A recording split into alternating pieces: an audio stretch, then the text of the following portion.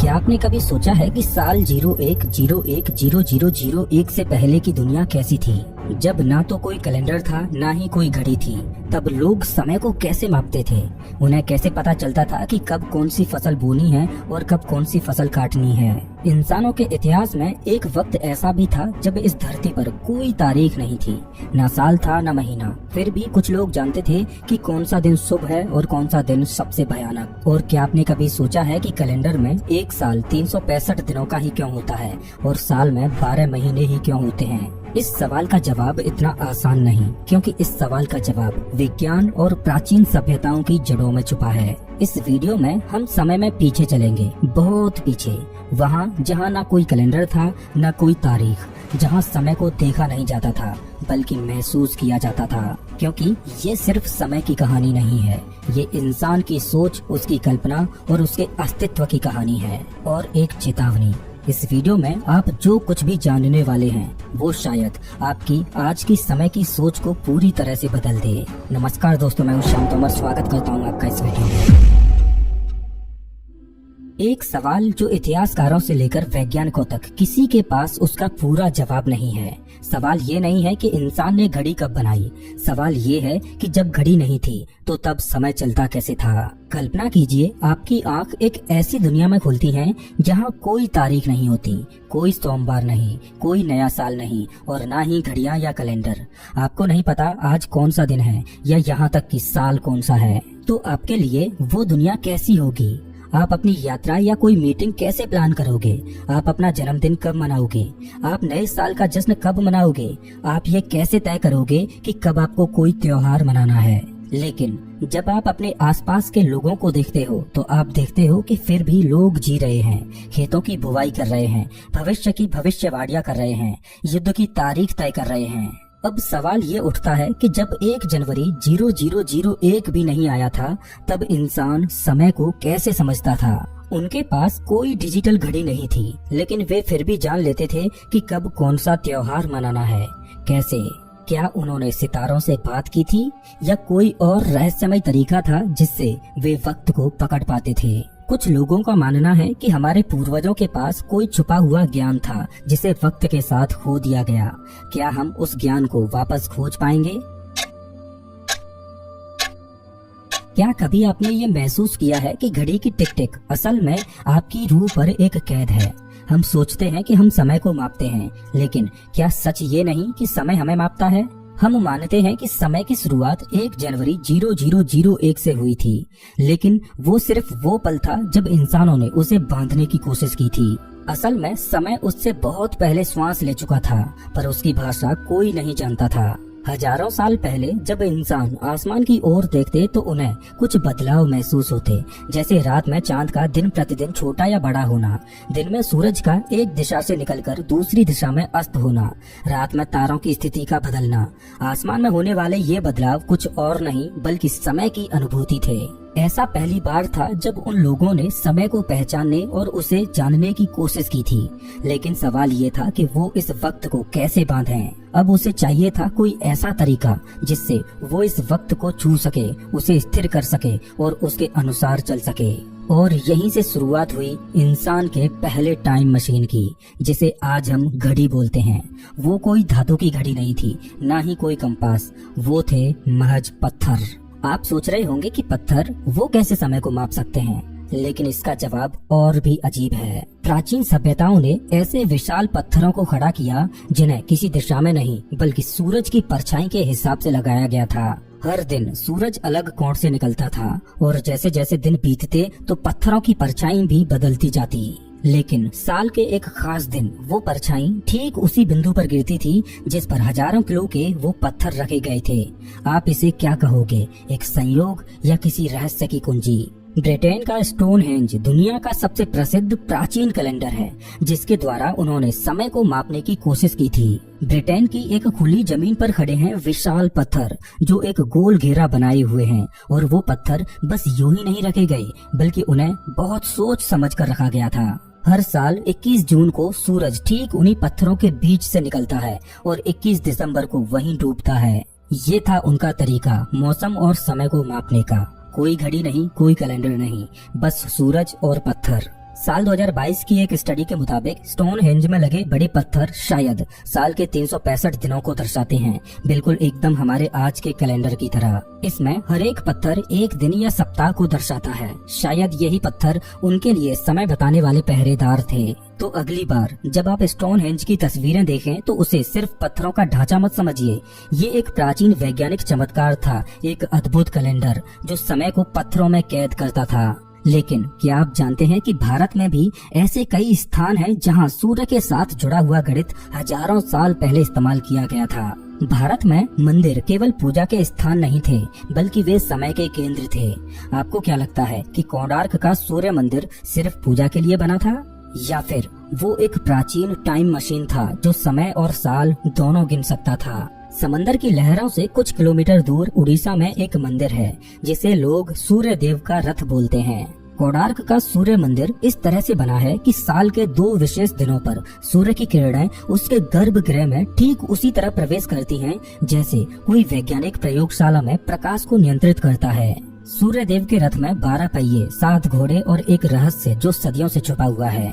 हर पहिया साल के 12 महीनों को दर्शाता है और हर पहिए में 8 तीलियां हैं जो एक दिन के 8 पहरों को बताती हैं। आपको बता दूं कि जिस तरह से आज हम समय को घंटों में मापते हैं, उसी तरह प्राचीन भारत में हमारे पूर्वज समय को पहरों में मापते थे।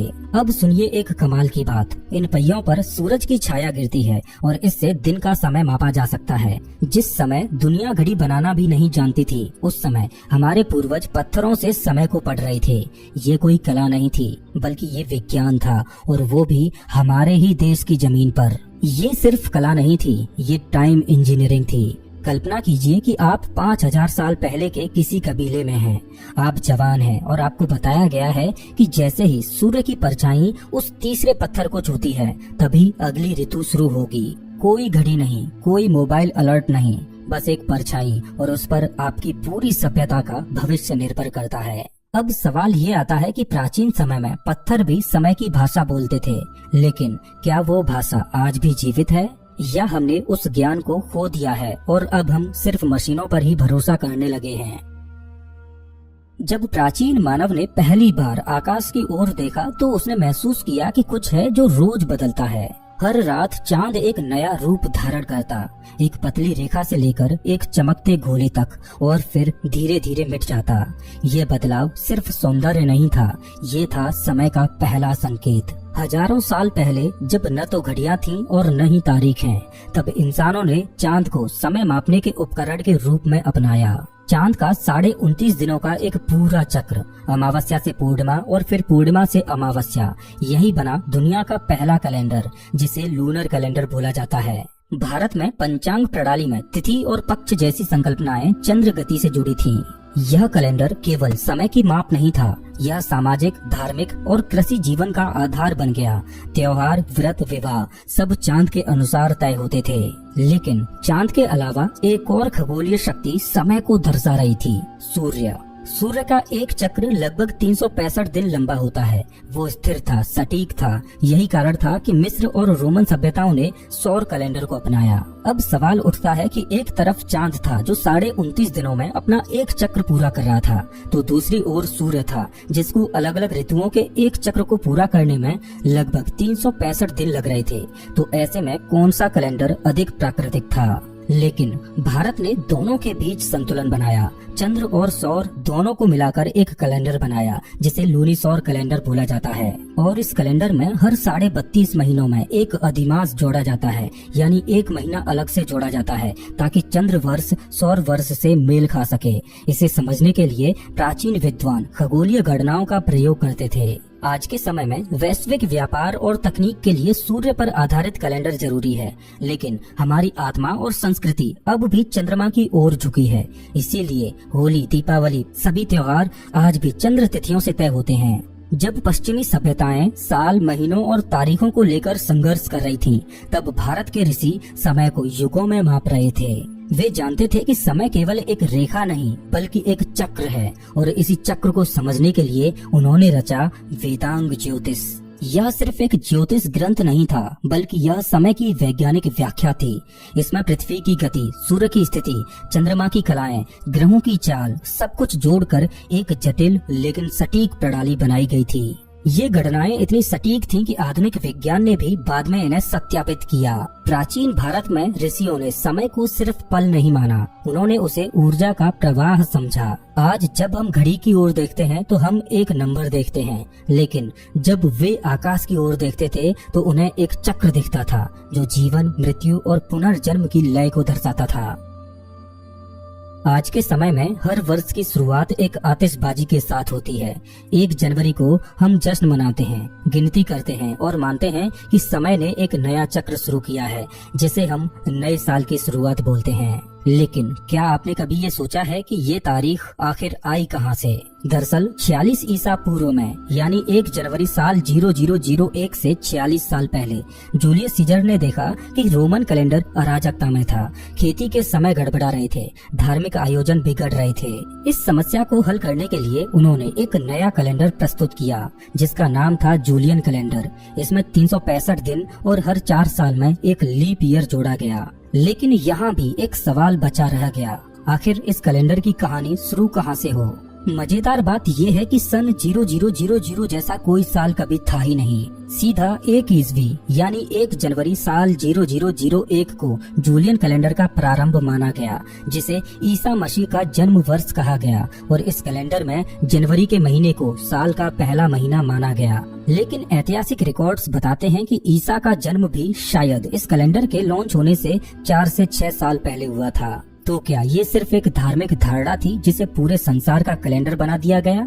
सदियों तक ये जूलियन कैलेंडर चलता रहा, लेकिन 1500 वर्षों में उसमें 10 दिन का अंतर आ गया था और अब जरूरत थी इस कैलेंडर में सुधार करने की। पोप ग्रेगरी 8 ने इसे ठीक करने के लिए ग्रेगोरियन कैलेंडर लागू किया, जिसमें अक्टूबर 1582 में उन्होंने इतिहास से सीधे 10 दिन हटा दिए और 4 अक्टूबर के बाद सीधा 15 अक्टूबर आ गया। और तब से लेकर आज तक हम इसी कैलेंडर को इस्तेमाल कर रहे हैं।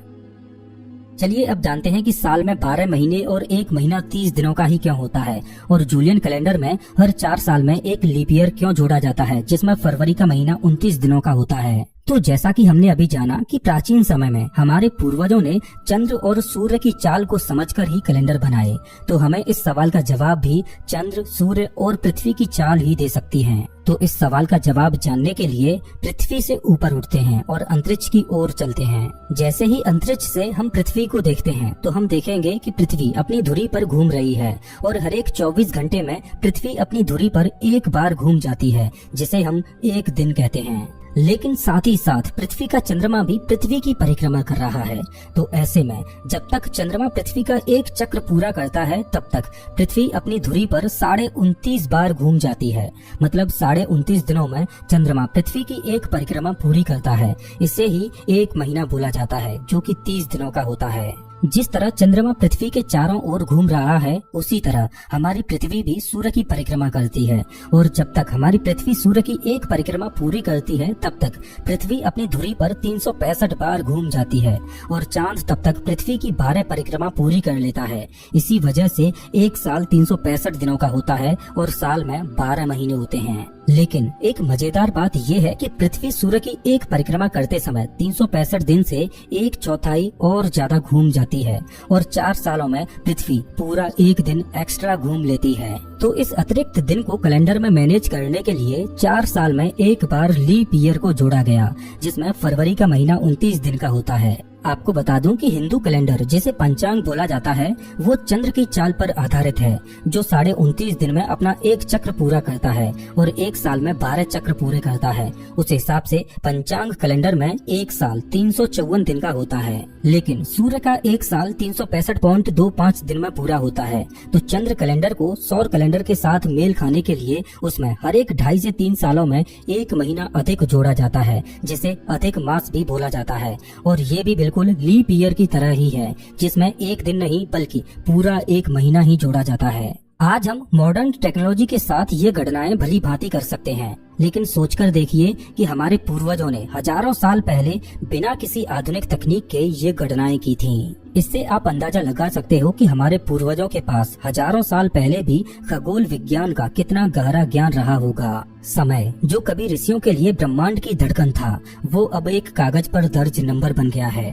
हमने उसे इतना बांधा कि हम भूल गए कि समय बाहर से ज्यादा भीतर से चलता है। तो जब अगली बार आप घड़ी देखें या कैलेंडर पर 1 जनवरी को नया साल लिखें, तो एक पल ठहरिए और सोचिए कि क्या आप सच में समय को महसूस कर रहे हैं या सिर्फ किसी और के बनाए सिस्टम का हिस्सा बन गए हैं। समय कभी शुरू नहीं हुआ था और शायद कभी खत्म भी नहीं होगा।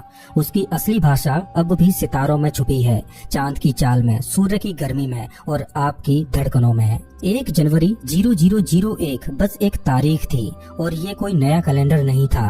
भारत में पंचांग जूलियन कैलेंडर के लॉन्च होने से हजारों साल पहले ही बन चुका था, जो आज भी उतना ही सटीक है जितना हजारों साल पहले सटीक था। समय की कहानी 1 जनवरी 0001 से पहले भी चल रही थी और आज भी चल रही है। बस सवाल ये है कि क्या आप उसे सुन पा रहे हैं या आप समय को बांधते बांधते उसी में खो गए हैं, या आप भी अपने समय का इंतजार कर रहे हैं। अपना टाइम आएगा।